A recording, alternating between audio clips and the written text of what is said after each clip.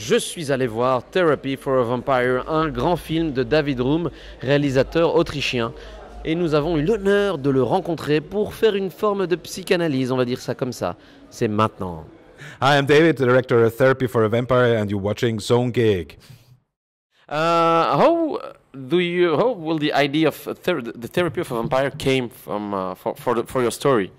Well, the basic idea was that I always thought it must be terrible for vampires that they can't see themselves in a mirror.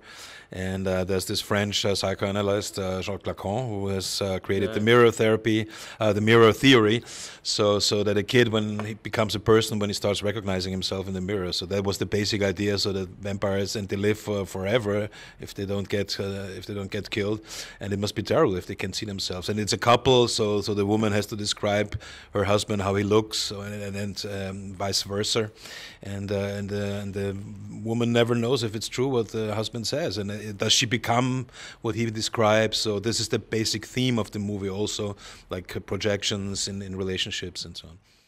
All your influences, are they all from the movies or from literature or from other kinds of arts?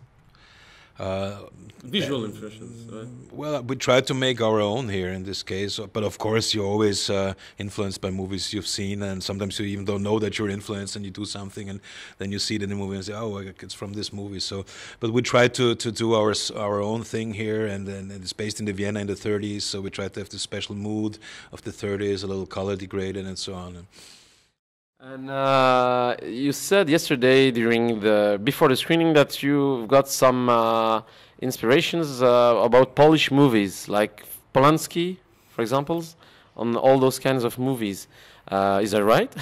That's right, but it's also because I grew up there, and the kind of humor they have in Poland. So that's a big inspiration anyway to all my work. So not only this movie. Like Le Bal des Vampires, you know Le Bal des Vampires. Yeah, of course. I've seen it several times, and it's a little outdated now, I think. So it's not, but I still like it, and the way he works with sound, and so Polanski is a very great film director. And how did you work with the guys from the effects? Because I really like the way that you mixed a kind of practical effects, like, the old vampire movies, and some VFX, but just a few, we don't see them, as a big production, like blockbusters and things like that. How did you work to mix the both worlds? Well, the first idea was because the story plays in the 1930s, so the first idea was to use the technique of the 30s to make the movie like it was shot in the 30s, so keep it very simple. But actually that would have been more expensive than doing it with all the visual effects, which are available right now. So I tried to make a mixture of like old-fashioned tricks and analog tricks and the VFX. We won't make any spoilers, but there was a very big idea during the movie. We talked about it, about something an obsession about the vampires that they have. Did you read lots of books and things like that before writing the movie? Yeah, I did a lot of research, and I've seen, of course, a lot of vampire movies.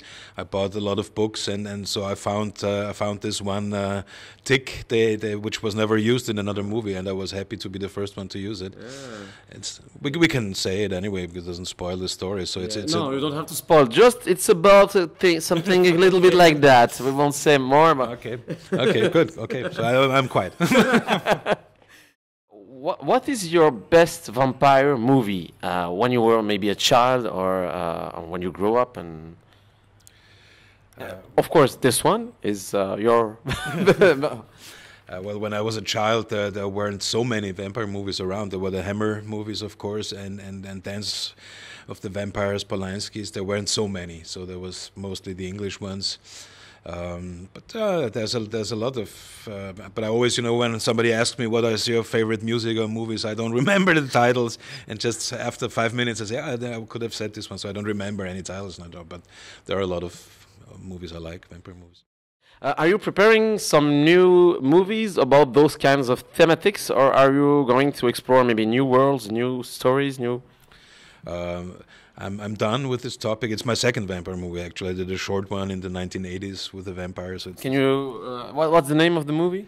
The name was The Sad Vampire. It was called The Sad Vampire. And so right now I'm writing a gangster movie. Great. Yeah. In will it be in Vienna or? It will be in Austria, yeah, mostly in Vienna, but then also in some parts of Austria, other parts. Therapy with a gangster.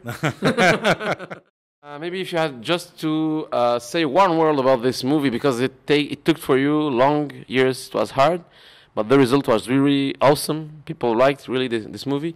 If you had to say maybe just one sentence, one word, just a few words about the project, what will you say now? About the movie, well, as you said, it was very hard because it was an unusual project for Austria, and it was quite expensive, so it took a lot of time to raise the money. It is a co-production with Switzerland. And it's not a typical Austrian film, but it did well in Austria. It's starting in Germany now, well, we'll see what's going to happen to it. We wish you all the best for your great movie, really, really awesome movie. It's a kind of beef movie, you know, but a mixed between a beef movie and a movie that you can see for every people, or also the child. No, they can see. Actually, if I would have known the audience here, I would have done the movie for the beef audience. More blood, because it's such a great audience here. It's one of the. But it was cool because it was a mix between, you know, some kind of genre movie and intellectual movie. This is why it's a really awesome movie. And some tributes to Frankenstein, maybe, but I won't spoil. But I've seen something that reminded me something about Frankenstein. But maybe I have to make a psychoanalyst. Might be, yeah, of course, because I've seen all these movies, and you always get influenced by something. So I like the mood of the old horror movies from the 30s. So I tried to recreate a little bit. And Frankenstein, the old one, was shot in the 30s. So it's. Okay, so thank you, David, and we wish you all the best, and see you soon for the BIF 2016 or for other festivals or for screening, and take care. Yeah, sure. And beware of the vampire just there looking at you. And the werewolves right now.